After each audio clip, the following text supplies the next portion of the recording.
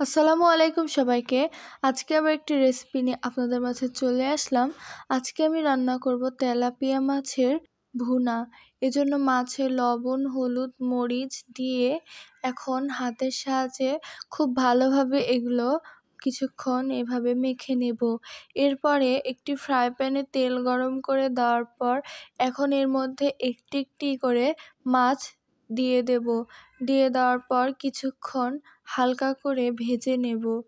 এই যে দেখুন, ঠিক এভাবে ভেজে উঠিয়ে নেওয়ার পর ওই প্যানে দিয়ে দেব পেঁয়াজ, মরিচ, আদা, রসুন, জিরা বাটা মিক্সড।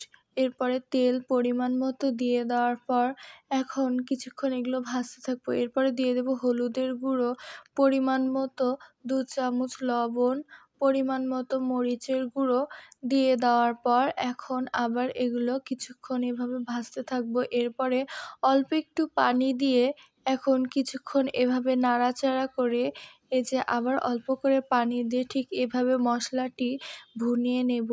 এই যে দেখুন, মশলার কালারটি অনেক সুন্দর এসেছে। এরপরে এগুলোর মধ্যে একটা একটা করে সবগুলো ভাজা মাছ দিয়ে দেওয়ার পর এখন নেড়ে চেড়ে একটু পানি দিয়ে দেব পরিমাণ মতো। দিয়ে দেওয়ার পর ঢাকনা দিয়ে কিছুক্ষণ রান্না করে নেব। এই যে দেখুন, একটু ঘুরিয়ে নিচ্ছি। এরপরে নামিয়ে নিলেই হয়ে যাবে আমাদের মাছের ভুনা।